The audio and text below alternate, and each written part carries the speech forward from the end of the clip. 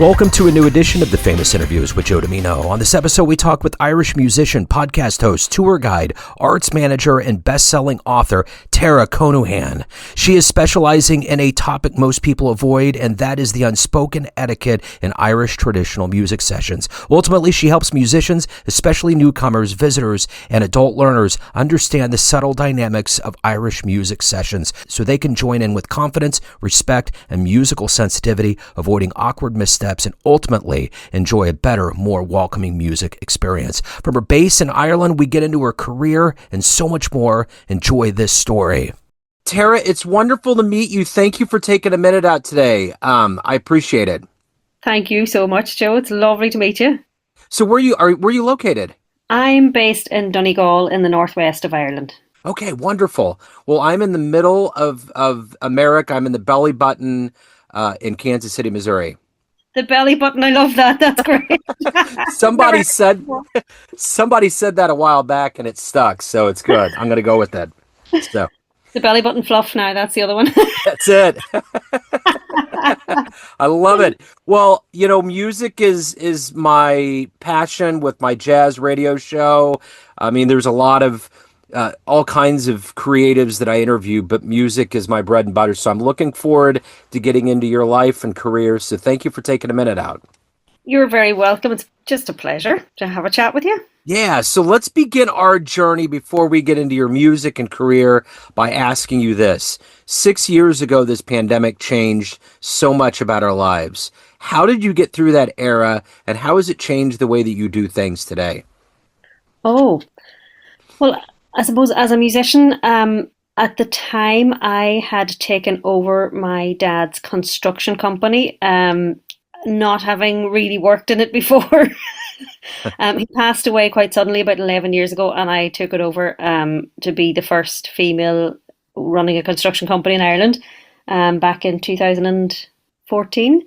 And I did that for the last 9 years. So we had about 7 weeks off during the pandemic, and I loved every single second of it. And I did not want to go back to work because it was pretty stressful. It was, it was just so I was had about 6 years of stress at that stage, and it was just, it was 24/7 of stress. So I loved having the 7 weeks off, but because we worked with the national electricity grid, we were building ESB, the electrical stations and power stations, and the infrastructure for them, and the civils works. We were doing lots of the bases for the electrical equipment and things like that, and extensions to power stations. We were seen as critical, So we only got 7 weeks off and then had to go back to work. Wow. So I actually didn't play very much music anyway because I was I had quite a lot of stress in my life. So the odd time when I got out, I really, the poor fiddle got the brunt, felt the brunt of all my stress.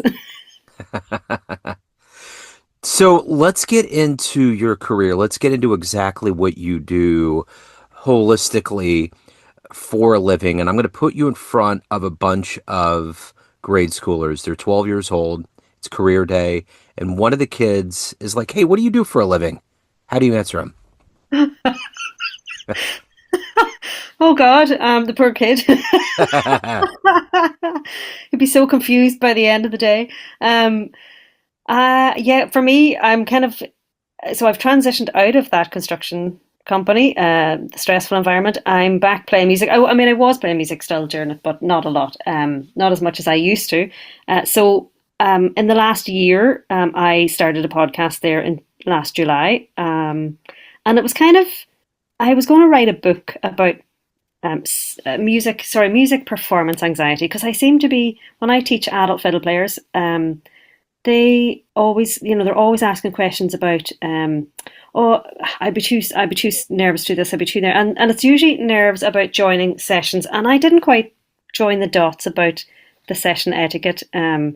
Even though I knew that's what it was, I wasn't quite joining the dots of maybe that's where the line of inquiry that I should be going down. I was kind of going down the line of, well, it's more about music performance anxiety. But so one of my students is a retired doctor, and I asked him for if he would be my medical advisor for writing this book, and he said, "Yeah, absolutely." He said, "But do you know what we'd actually need better, more than that, is actually a book on the session etiquette, like what are you supposed to do and things like that." And I thought, "Oh God, no, no way! I'm never going to touch that. So, oh God, that's a vile subject. No way."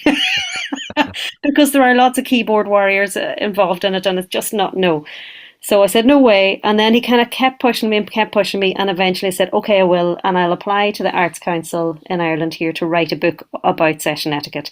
And they, while writing that application, I kind of had said, well, I'd like to have conversations with lots of musicians, because I just don't want it to be my opinion. There's lots of opinions out there. It's all very similar opinions, but quite, slight variations in the opinions. So I thought, if I applied to the Arts Council, I could maybe those conversations I could maybe release as a podcast as well, as a throwaway comment. And then I started with conversations, and I started with the podcast, and I haven't even got near the book yet because the podcast has taken over my life.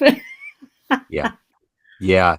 It has a tendency of doing that. Do you really enjoy podcasting? I love it. I love the conversations with people. I love getting, digging into why they love sessions. What is it about the session that they love? And what maybe the things that the challenges that they have, so that if we all understand the challenges that everybody else has, that we kind of are in a bit more respectful space for each other. So yeah, yeah. I I love don't it. have your question. Sorry, I'm going off on tangents here. Yeah, no, you're good. So, I'm curious, what was the first podcast you started listening to that made you really enjoy this world? Oh, the very first podcast that I ever listened to was because I know there are listeners, or maybe not listeners because they're already podcast at this stage, but I have a lot of listeners who haven't really engaged with podcasts, but they engage with the podcast on my website because they're just afraid. It's that that leap of faith of like, oh, I don't know what it is about, so I'm just going to stay away from it. And so I was a bit like that for quite a while, and about 4 years ago, more maybe 4 or 5 years ago, I bought a house and I was decorating, and I was kind of coming to the end of my it was no probably about 3 years ago, and I was coming to the end of the construction company sort of time, and I was thinking of what am I going to do, and I thought um, I might get into antiques. So I was like, how do I find anything about antiques? And I kind of Googled a bit and found a podcast about antiques, and I started listening to that. And that was while I was painting the house, I was listening to the podcast. So that's where my podcast started. So it's like I had a painting buddy as antiques, and so I didn't quite continue with the antiques, but it was Yeah, good fun. that that's wonderful. So let's get into when you were young, when you were in that 12-year-old realm of your life. Let's go back to career day. Hmm. What did you want to be when you grew up? What was your dream? Was it always music? Yeah. Yeah. I think I wanted to probably be a lead singer in a band or something, but actually that was 12-year-old Tara, and then 16-year-old Tara was like, oh no, actually I just want to play music. Never mind the old singing. I just want to play music. That's wonderful. So take me back to your beginnings and talk to me a little bit about the seeds that were planted for music. What made you start? What made you gain momentum and see that as the life that you wanted to live? There are a few defining moments, definitely. I mean, I play the fiddle, or the violin to some people, the same instrument. And I started actually on the piano and the classical flute, classical piano as well, and the guitar. Actually, the guitar was my first instrument, kind of rock music, and then I did the classical on the piano and the flute. But my sister, who was a year younger than me, started on the fiddle at the same time as I started on the guitar. When we were about 9, she was 8. Um, and about 2 years later, she passed away. She was a very sick child. She had a heart condition, and so the fiddle teacher, about a year after her death, asked my mother if she would like to sell her fiddle, and that was, I suppose, quite a risky approach, considering a mother had just lost her daughter. But and I think he said maybe, or maybe Tara would like to take it up. Yeah. So that was kind of where it started. That was the start of playing the fiddle, and it was just he was, she had already taught me the basics, and I had taught her the guitar basics, and we were kind of teaching each other, and then so he started me on the basics again, and within 2 weeks I was like, right, if we're not moving on from the basics, right, then I'm out of here. So I said, give me Irish music, anything, like just not this basic stuff. Um, so he did give me a couple of Irish tunes, and then I kind of discovered, well, I'm not too bad at this, and I got kind of lazy, and then he kind of had to. Around 16, I went to a festival. My friend, her dad, owned the hotel, local hotel, and he would bring us, myself and Denise, to some festivals and to the sessions, and because my parents weren't really that interested, even though my granny did play the melodeon, Irish music. So there was music in the house, but my parents didn't play. So Denise's father would bring us to sessions, and he brought us to one at Easter when we were about 16, and it was that is where the whole thing clicked into place. And when you're kind of just at that age, the 16 age, and you're seeing adults enjoying themselves, Yeah. and you say, "Oh my God, this is what I want to do. Oh my God, oh yeah, yeah, I want to do this for the rest of my life. Yes, yes, yes." Yeah. So I went back to the music teacher then, and I was so excited. I was like, "Oh my God!" The music teacher was Seamus, and lovely man in his 80s at the minute now, and I was like, "Seamus, I'm so excited. Oh, can I learn this tune? I want to learn this tune." And I was giving him all the names of tunes that I wanted to learn. He said, "Yeah, yeah, yeah. I'll write those out for you. We'll teach them soon." And so the next week, still didn't get the tune, and the following week, my friend Denise was playing the tune that I had asked him for. And I was like, "Where did you get that, Denise?" And she said, "Oh, Seamus gave it to me last week." And so I marched up to Seamus going, "Seamus, why didn't you give it to me?" And he said, "Tara, you don't practice." He said, as soon as you practice, I'll give it to you." So that was my kind of kick up the bum that I need. Sometimes I do need that. And that I just, from then on, I mean, I was annoyed for about 2 weeks. And then I kind of got over myself and said, right, well, he was right. And let nobody say that ever to me again. I am going to practice. And so I took the fiddle out and I practiced, and I learned the tune myself actually. And from then on, my ear developed, and I just practiced and practiced. And just wanted to do it all the time. So it became an obsession. That's wonderful. The one thing I've been asking a lot of musicians in America, because I have Neon Jazz, is, what it means for them to be able to create and put music out and give people some level of comfort during these very strange American times that are going on right now. What is your take in Ireland with what's going on over here and kind of the role of the arts and allowing people to have some level of escapism and comfort from any of the headlines, whether they're as deep and strange as they are in America, or even if there's things going on in Ireland? What is your perspective on that?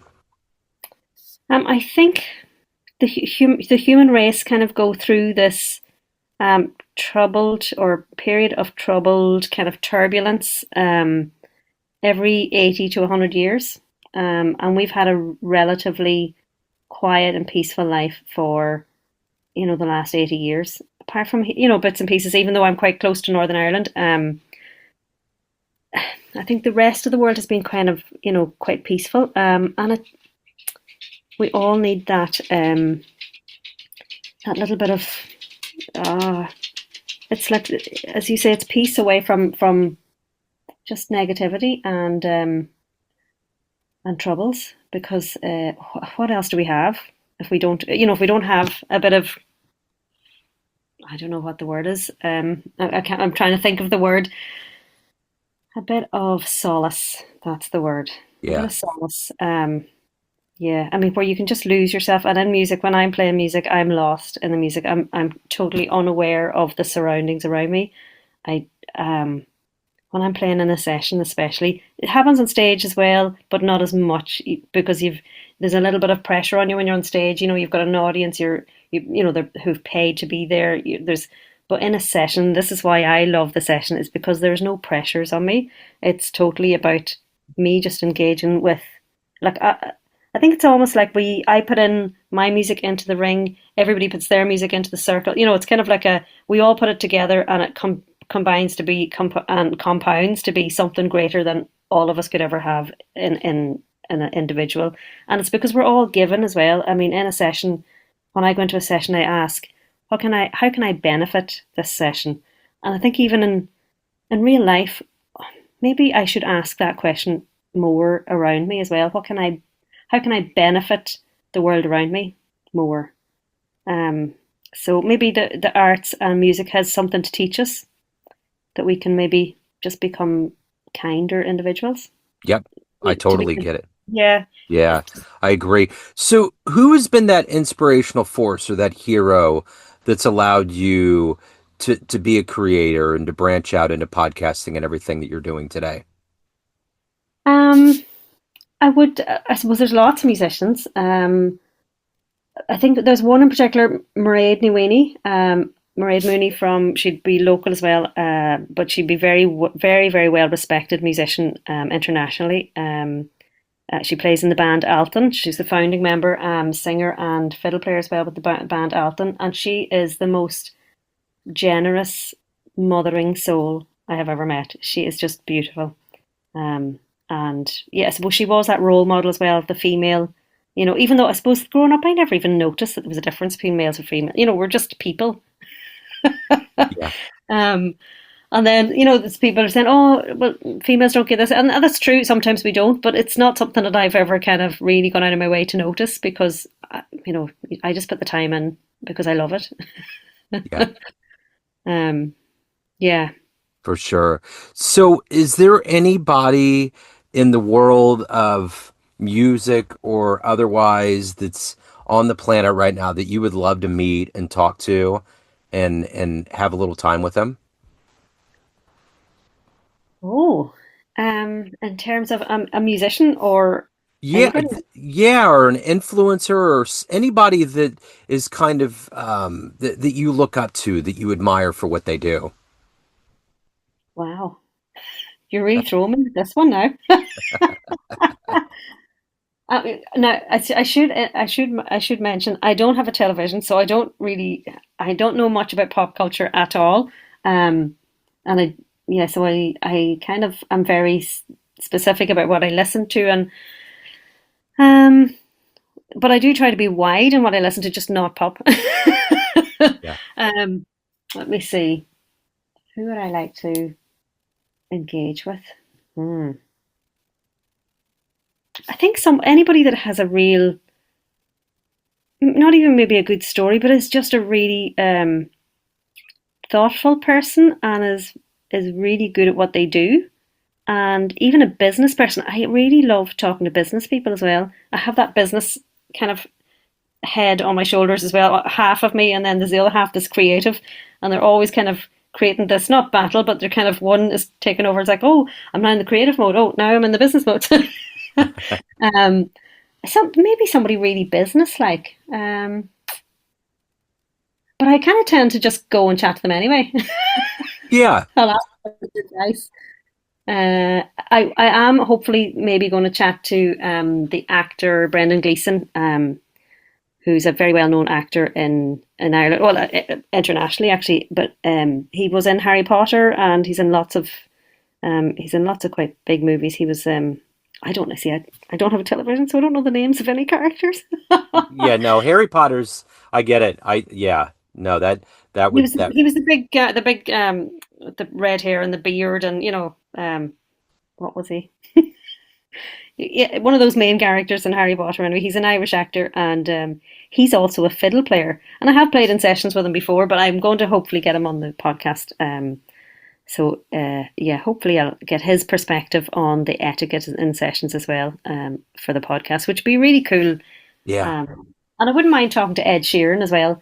Yeah. Because he has quite a lot of he's quite a lot of connections to Irish music, and he plays with quite a lot of Irish musicians as well. So yeah, it'd be nice to get his perspective as well. And then actually, Robbie Williams was playing in Ireland a couple of months ago, and he played with some Irish musicians as well. So it was like, my God, we're getting we're Yeah. getting to be very popular all of a sudden.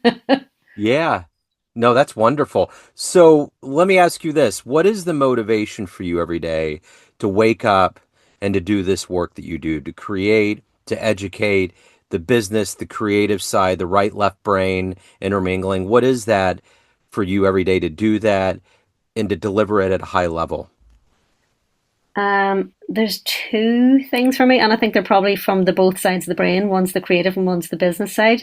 The creative side is that because I love sessions. I think you can probably tell that. And I wish that everybody going into a session could feel the same amount of joy that I do. Because some people, when they're kind of newcomers or kind of adult learners, they feel a bit anxious because of maybe, they're not quite sure. Do they know enough tunes? Do they know enough of this, that, or the other? Should they sit there? Should they do that? Should they start a tune? So they are. I wish everybody can experience the joy that I experience in a session, and I think that's from allowing yourself to be in flow to when you're in the session, so that you're giving it up to the session. It's like I'm just giving selflessly to the session rather than taking. And then the other thing that gets me up in the morning as well is that I have a bit of a drive in me to be the first of something, or to be the best at something, or so I want to be out there as being the first. So that this session etiquette thing, I mean, there's nobody else doing it. There's actually somebody else starting to do something now, and it's like, all right, well, I'm going to still continue to be the first. So yeah, that kind of drives me. It's like, yeah, world domination. There you go. I love it. So if you were to have a dream tonight and you ran into the 18-year-old version of you and you could play a short film, like a 60-second highlight clip of your life and the way it's turned out, would that young version of you believe that your life has turned out the way it is? Oh yeah, and she'd probably be slightly going, you could do more. I was probably more ambitious as an 18-year-old as well, because even in secondary school, which would be like our high school here, I on my first day, I ticked off the box to say I'll do woodwork. No, I won't do home economics where you learn to cook and sew. No interest in that. I'll do woodwork. And so I was called down to the headmaster's office and said, this is not a girl subject. You can't take it. And I was like, but I want to. So, and I said, well, I'm going to do it anyway. So, and they were like, no, you're not. And I said, well, I'll see you on Monday. So even as a 12-year-old, I was quite, I just wanted to, I didn't see there's such a thing as a glass ceiling or anything like that. I just, I suppose my dad was very, very, he was very open about, like, not pushing you, but being, you can do anything you want to do.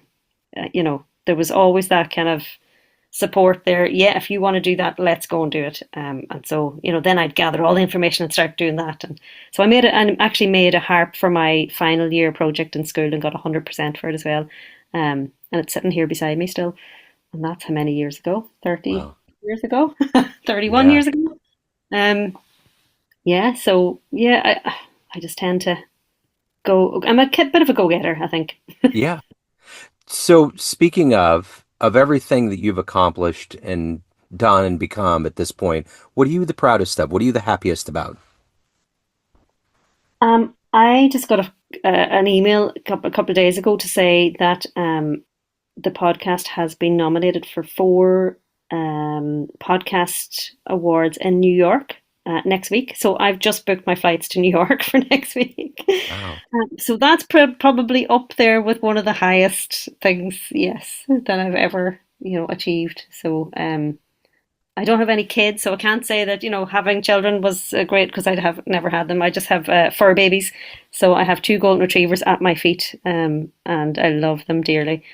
So anyway, I think the awards is probably my highest achievement so far. But Yeah, I'm keeping going. that's it. Where So, do yeah, so I'm curious, between your music and your podcast, what's one of the kindest, most memorable fan letters you've received?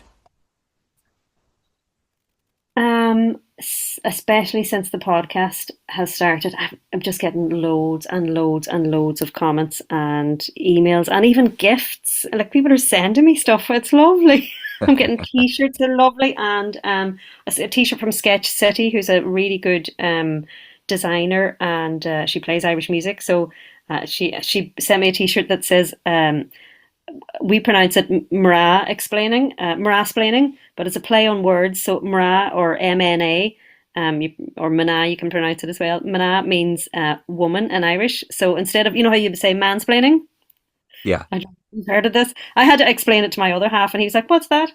I was like, "Mansplaining." So anyway, it's a manasplaining, which is like woman's plaining. So she sent me that T-shirt, was lovely. Just, there's a couple of people sending really, really genuine, heartfelt messages, saying this has helped me so much, you wouldn't believe it. This has taken years off my learning journey. I mean, that's the reason I do it. Yeah. So let me ask you this. Everyone has a perception of you. Family, friends, fans, everyone on the bandstand, everyone in a business sense, but you run the show. What's your perception of you? Who do you think you are? Who am I? I would like to think that I am kind and generous, and helpful, but also driven. And I, while I am quite kind and generous, and very giving, as soon as somebody starts, I feel somebody's taking advantage of that. I remove I unplug that giving immediately, and I start to pull back. So it's funny how, and sometimes my hedgehog spikes come out. So some people might know me as the hedgehog, and then most people will know me as, a kind-hearted person. But yeah, there's a limit, there's a boundary, and if that red line is crossed, the other Tara comes out. I like it. So if anyone wants to get your music, listen to the podcast, any of the other wonderful work that you're doing, where is the best place for them to go to get involved and get more? You can have a look at sessionetiquette.com. On there, there's a bit about me, but it's mostly about the etiquette work that I do. If you search YouTube, you'll find me. If you want to hear my music, or there is a CD that I recorded back in 2011. Yes, we still use CDs here as well. Actually, sorry, I love CDs. Maybe I'm quite unique. I still love the sound of CDs. So I recorded a CD back in 2011 with another fiddle player called Derek McGinley, who's another local Donegal fiddle player. This area is very much known for fiddle players, and we've kind of a different repertoire to the rest of Ireland. We're a little bit different. We've got a little bit of a Scottish influence, so even though we've kind of made it a bit more Irish, we would be considered a bit more leaning towards the Scottish music. So it's a slightly different repertoire to everybody else. So that CD was focused on that. And it was, yeah. Where else would they find? Yeah, you would definitely find me all over, Tara Connaghan. If you search, it's like Monaghan with a C, but there's the G is silent in the middle, so it's CONNAGHAN. Yeah, so you'll find me on Session Etiquette anyway. Okay, excellent. I will put that link in the show notes. Tara, what a wonderful view into your world. Thank you for what you're doing. Thank you for taking a minute out today. It's been absolutely great. Thank you so much. Oh, Joe, thank you so much too. Thanks for tuning in to another famous interview with Joe Dimino, where we cover the world of art, literature, business, spirituality, music, and more from around the globe. Our esteemed theme music was composed and produced by the great E.E. Pointer of Kansas City's River Cow Orchestra. If you want to hear more interviews, visit the Famous Interviews with Joe Dimino channel on YouTube. You can also find us on Spotify and Apple Podcasts. Thanks again for listening, and until next time.